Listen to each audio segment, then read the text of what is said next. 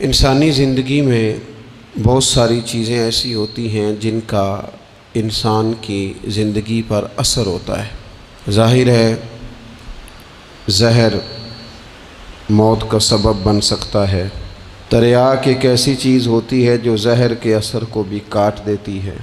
جب آپ کسی شخص کو برا بھلا کہتے ہیں تو لازمی نتیجہ یہ ہوتا ہے کہ وہ شخص آپ سے ناراض ہوتا ہے، اس کے چہرے پر آپ کے لیے اچھے تاثرات نہیں ابھرتے۔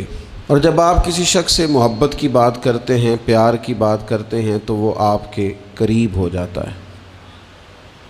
آپ نے اگر کسی شخص کو مکہ دکھایا تو ظاہر ہے اسے غصہ آئے گا، لیکن اگر آپ نے کسی کو نظر جھکا کے محبت سے سلام کیا ہے تو یقیناً اسے آپ سے محبت ہوگی، آپ پہ پیار آئے گا۔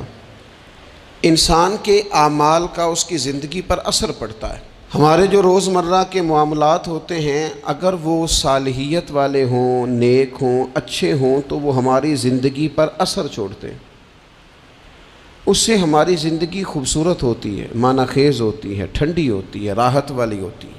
اور ہمارے اعمال اگر بد ہوتے ہیں، برے ہوتے ہیں تو اس کا لازمی نتیجہ یہ نکلتا ہے کہ ہماری زندگی سے سکون چلا جاتا ہے، آزمائشیں، پریشانیاں، تکالیف، دکھ بڑھ جاتے ہیں۔ قرآن مجید فرقان حمید نے ان دونوں عنوانات کو بیان کیا، فرمایا کہ من عمل صالحا من ذکر او انثی، جو بھی نیک عمل کرے چاہے مرد ہو چاہے عورت ہو، وہو مؤمن، ہو وہ مومن، فلنحیینہ حیاتا طیبہ، ہم ضرور اسے پاکیزہ زندگی عطا فرمائیں گے۔ اگر نیک اعمال کرو گے تو شرط ایک ہی ہے کہ مومن ہو، باقی مرد ہو یا عورت ہو یہ کوئی شرط نہیں۔ اگر نیک اعمال کریں گے تو فلنحیینہ حیاتا طیبہ، پھر ہم پاکیزہ زندگی اس شخص کو نوازیں گے۔ مسند امام احمد بن حنبل میں حضرت ابو ہریرہ رضی اللہ تعالیٰ عنہ سے مروی حدیث موجود ہے۔ نبی اکرم صلی اللہ تعالیٰ علیہ وسلم نے ارشاد فرمایا کہ رب کریم فرماتا ہے اگر میرے بندے کریں میری فرما برداری تو میں رات کو ان پر بارش برساؤں گا، دن کو سورج طلوع کروں گا، اور کبھی انہیں کڑک کی آواز بھی سنائی نہیں دے گی، آواز بھی کبھی ان کے قریب نہیں آئے گی کڑک کی۔ اگر میری فرما برداری کریں تو میں ان کے لیے آسانیاں کر دوں گا، رحمت ہو جائے گی بندوں۔ ہمارے جو اعمال ہوتے ہیں وہ لازمی طور پر ہماری زندگی پر اثر انداز ہوتے ہیں۔ آپ خود دیکھ لیں، ایسا نہیں ہے کہ ہماری باتیں صرف سامنے والے پر اثر کرتی ہیں، ہماری گفتگو، ہماری بات، ہمارا انداز ہمارے اپنے اوپر بھی اثر انداز ہوتا ہے۔ آپ کوئی کسی کو ہنسانے والی بات کرنا چاہ رہے ہیں اور آپ نے گفتگو چھیڑی ہے، کوئی بات ایسی ہے جس میں کوئی ایسی بات ہے جس میں لوگ ہنسیں گے، کوئی لطیفہ ہے، کچھ ایسا ہے، تو وہ بات ابھی آپ نے سنائی نہیں، ابھی وہ آپ کے ذہن میں ہے، آپ سنانا چاہ رہے ہیں، لیکن اس کو سوچ کر آپ ہنسنا شروع کر دیتے ہیں۔ اور بہت سارے لوگ ایسے ہوتے ہیں جو بات کر ہی نہیں پاتے، ہنس ہنس کے لوٹ پوٹ ہوتے رہتے ہیں۔ بالکل اسی طرح اگر کوئی شخص ایسی بات کرنا لگا ہے جو دکھ والی بات ہے، تکلیف والی ہے، اس کی زندگی کا کوئی کٹھن مرحلہ، تو بات کرنے سے پہلے وہ رو پڑتا ہے، اس سے بات نہیں ہوتی، اس طرح وہ پھوٹ پھوٹ کر تڑپ کر روتا ہے۔ تو اس کا مطلب ہے حالانکہ ابھی بات اس نے کی نہیں، ابھی اس کے ذہن میں ہے، وہ کرنے لگا ہے لیکن رونا پہلے آ گیا۔ معنی یہ ہے کہ ہماری گفتگو کا صرف سامنے والے پر ہی اثر نہیں ہوتا، ہماری باتوں کا ہمارے اپنے اوپر بھی اثر ہوتا ہے۔ زندگی میں جو اعمال بھی ہم کرتے ہیں، جو ہم کہتے ہیں، جو ہم سوچتے ہیں، جس طرح کی زندگی ہم گزارتے ہیں وہ ہمارے اوپر اثر انداز ہوتی اور ہمارے اعمال کو وہ پوری طرح متاثر کرتی۔ اس لیے بخاری میں حدیث ہے، نبی اکرم صلی اللہ تعالیٰ علیہ وسلم نے فرمایا بندہ بولتے بولتے بعض اوقات ایسا جملہ بول جاتا ہے اسے پتہ ہی نہیں ہوتا اور اللہ تعالیٰ اس کے درجات کو بلند فرما دیتا ہے، ایک جملے کی وجہ سے، ایک بات کی وجہ سے، ایک خیر کی گفتگو کی وجہ سے اس کے درجات بلند ہو گئے۔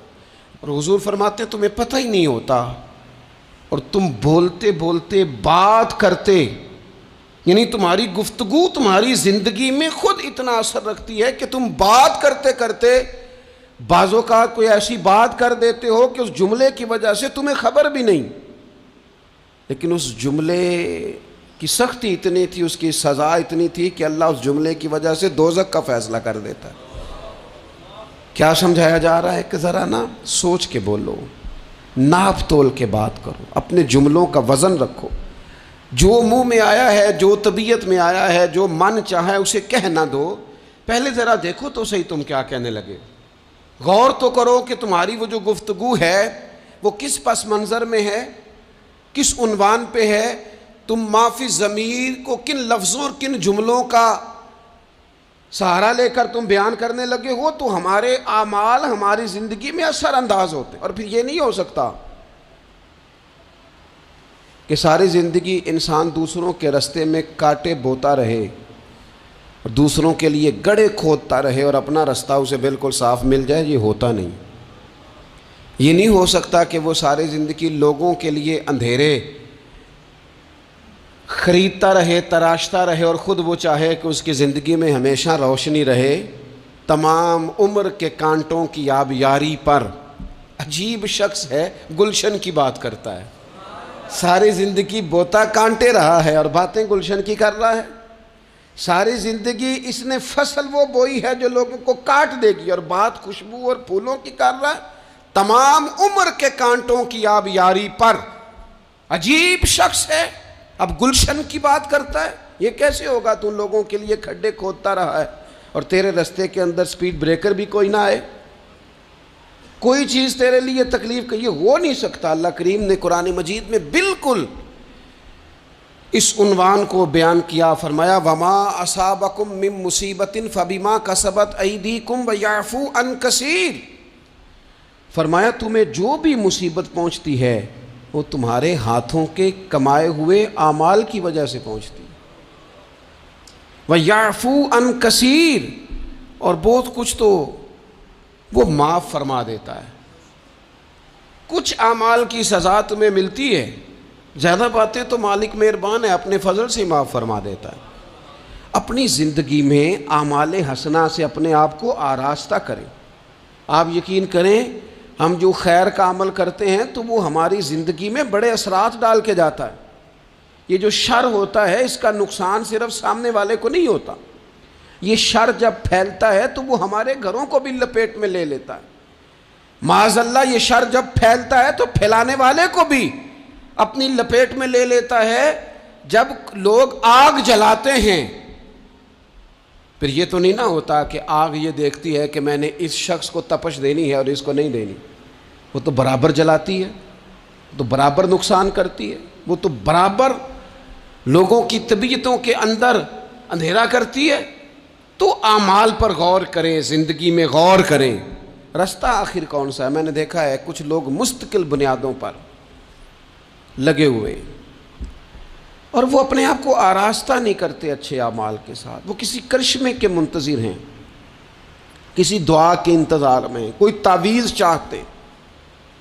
وہ کہتے کوئی آئے اور کچھ ایسا کر جائے کہ ہماری زندگی بدل جائے۔ اپنے اعمال پر توجہ دیں، اپنے روزمرہ کی چیزوں کو دیکھیں کہ ایسا نہیں ہوتا کہ ہم کوئی ایسی چیز کھا لیں جو ہماری طبیعت کے ساتھ فٹ نہ ہوتی ہو تو ہمارا سارا سکون لے نہیں جاتی، ہم کوئی ایسی غذا استعمال کر لیں جو ہماری بیماری کو بڑھا دے تو وہ ہمارے لیے آزمائش کا سبب نہیں بن جاتی۔ تو بھائی ہمیں ان غلطیوں کا بھی پتہ ہوتا ہے کہ جو غلطیاں ہم کرتے ہیں تو ہماری زندگی بے چین ہو جاتی، ہمیں ان خطاؤں کا پتہ ہے کہ جن خطاؤں کی وجہ سے ہمارے لیے بہت تکلیف اور بہت آزمائش ہو جاتی ہے، یہ کسی کو کم پتہ ہوتا ہے۔ اور میں نے کسی سے ایک لفظ سنا تھا، میرے ذہن میں رہ گیا، کسی سیانے نے کہا تھا بندہ اپنا آپ ڈاکٹر ہوتا ہے، بندہ اپنا آپ طبیب ہوتا ہے، بندہ اپنا آپ ہی حکیم ہوتا ہے۔ اسے پتہ ہوتا ہے اس چیز سے طبیعت ٹھیک ہوتی ہے، اس چیز سے طبیعت خراب ہوتی ہے، وہ خود جا کے ڈاکٹر کو بتا رہا ہوتا ہے، وہ میں ذرا بد پرہیزی کر بیٹھا ہوں۔ او بھائی تو نیکی اور بدی کے معاملے میں بھی اپنا ڈاکٹر بن، غور کر۔ کسی کو پتہ نہیں تیرے بارے میں، پتہ ہو کہ نہ ہو تجھے تو پتہ ہے نا سارا۔ دوسروں کی غلطیوں کا شک ہوتا ہے، اپنا تو بندے کو پاک ہوتا ہے۔ تے پتہ سارا ہے سردار نو کیتیاں دا، اسے ساری خبر ہے من نانم کے من دانم. یہ ساری زندگی اپنی کوتاہیاں دوسروں پہ ڈالے, یہ دوسروں کو اپنی غلطیوں کا ذمہ دار بنائے, یہ پیچھے رہنے کی وجہ کسی اور کو قرار دے. اس کی مرضی ہے, جان چھڑانا چاہ رہا ہے. ورنہ یہ یاد رکھیے کہ انسان کو خبر ہوتی ہے کہ میری زندگی کے اندھیروں کا سبب کیا ہے. اسے پتہ ہوتا ہے کہ یہ جو عمارت انکمپلیٹ رہ گئی ہے تو میں کہاں سست ہوا تھا تو رہ گئی ہے. جس طرح اعمال حسنہ, میں نے دونوں مقام قرآن مجید کے آپ کے سامنے رکھے, جس طرح اعمال حسنہ نور پیدا کرتے ہیں, جس طرح نیکی زندگی میں سرور لاتی ہے. من عمل صالحا من ذکر او انثی وهو مؤمن فلنحیینہ حیاتا طیبہ. جو بھی نیک اعمال کرے, مرد ہو یا عورت ہو, شرط ہے کہ مومن ہو. فلنحیینہ حیاتا طیبہ, ہم اسے پاکیزہ زندگی عطا فرمائیں گے, اور ضرور پاکیزہ زندگی عطا کریں گے. ساتھ ہی قرآن مجید نے آگے جا کر ایک اور مقام پر یہ بھی کہہ دیا کہ وَمَا أَصَابَكُم مِّن مُّصِيبَةٍ فَبِمَا كَسَبَتْ أَيْدِيكُمْ وَيَعْفُو عَن كَثِيرٍ. تمہیں زندگی میں جو بھی مصیبت پہنچتی ہے تمہارے اپنے کمائے ہوئے اعمال کی وجہ سے پہنچتی ہے, زیادہ تو اللہ معاف کر دیتا ہے. اور نبی پاک صلی اللہ تعالیٰ علیہ وسلم نے ان الفاظ کے ساتھ اس مضمون کو بیان کیا. فرمایا نیکی وہ ہے جو تیرے دل کو سکون عطا کرے. اب اس پر بھی غور کر لینا چاہیے کہ اگر کسی کی نیکی بھی اسے سکون نہیں دے رہی, اس نے اتنا راشن بانٹا ہے پھر بھی طبیعت کو سکون نہیں, تو پھر وہ دیکھ لے نیکی تو ہے پر ذرا معیاری نہیں ہو سکی, نیکی تو ہے پر رضائے الہی والی نہیں ہے. اس نے بڑے خیر کے کام کیے ہیں پر طبیعت پھر بھی بے قرار ہے. اس کا مطلب یہ ہے کہ نیکی تو ہے پر کہیں کہیں اس میں دکھاوا آ گیا ہے. حضور فرمانے لگے نیکی وہ ہے جو تیرے دل کو قرار عطا کرے, اور فرمایا گناہ وہ ہے, بدی وہ ہے جو تیرے دل میں کھٹکے, اور تو اس بات سے ڈرے کہ کہیں لوگوں کو پتہ نہ چل جائے. وہ بدی ہے, وہ شر ہے, وہ خوف ہے. یہ بڑی عقل کے قریب تعریف ہے نیکی اور بدی کی اگر سمجھ میں آئے تو. یہ جو نیکیاں ہیں یہ طبیعت کو ٹھنڈا کرتی. میں ہوں